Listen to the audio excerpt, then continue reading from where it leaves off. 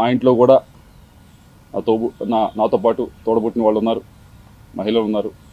మా ఇంట్లో మహిళలకి ఒక న్యాయం, బయట మహిళలకు ఒక న్యాయం అని భావించే వ్యక్తిని నేనైతే కాదు. అది తమరు గుర్తు పెట్టుకోవాలని చెప్పి తెలియజేస్తూ ఉన్నాను.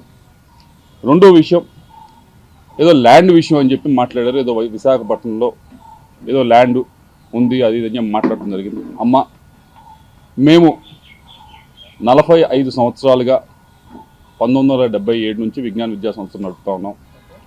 ఈ 45 సంవత్సరాలు పైగా ఉన్న ప్రయాణంలో ఆంధ్ర రాష్ట్రంలో కాదు దేశం మొత్తం ఎక్కడా కూడా, ఆంధ్ర రాష్ట్రంలో కాదు దేశం మొత్తంలో ఎక్కడా కూడా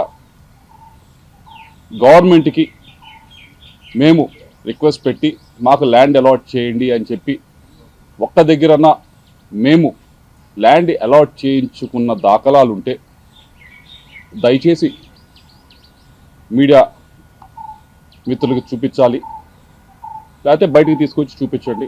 తప్పకుండా 45 సంవత్సరాలు ఎప్పుడూ కూడా మేము ఎక్కడ ఏ గవర్నమెంట్ దగ్గర నుంచి కూడా ల్యాండ్ మేము విద్యా సంస్థలు పెడతాము మాకు ల్యాండ్ ఇవ్వండి అని చెప్పి మేము ఎప్పుడూ కూడా అడిగింది లేదు, తీసుకుంది లేదు. వచ్చి 9 నెలలు అవుతుంది. అమరావతిలో చాలామంది ఇంకా మాకంటే కూడా అక్రెడిటేషన్ తక్కువ ఉన్న వాళ్ళు కూడా స్కూల్స్ కానీ యూనివర్సిటీస్ కానీ పెట్టుకుంటామని చెప్పి ల్యాండ్ కోసం అప్లై చేస్తున్నారు. నేను ఇప్పటిదాకా మీరు చూసుకోండి, ఎక్కడికన్నా ఏ ఆఫీస్ దగ్గరికి వెళ్ళి చూసుకోండి, ఇప్పటిదాకా నేను ఒక అప్లికేషన్ అమరావతిలో నాకు ల్యాండ్ ఉందని చెప్పి పెట్టింది కూడా లేదు. విశాఖపట్నం ల్యాండ్కి సంబంధించి అది 2009లో మేము అప్పుడు కాంగ్రెస్ గవర్నమెంట్ ఉన్నప్పుడు, మీకు ఎవరో తప్పు ఇన్ఫర్మేషన్ ఇస్తున్నారు, 2019 అని కాదు, 2009లో కాంగ్రెస్ గవర్నమెంట్ ఉన్నప్పుడు ఆక్షన్ వేస్తే అలాట్మెంట్ కాదు, అలాట్మెంట్కి ఆక్షన్కి కొంచెం తేడా తెలుసుకోండి.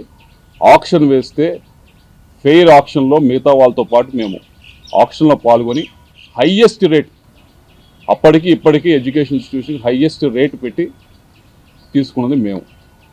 కాబట్టి ఒకసారి ఎవరో మీకు బ్రీఫ్ చేస్తూ ఉన్నారు, వారిని డేటానా సరిగ్గా ఇవ్వమని చెప్పి కోరుతా ఉన్నాం.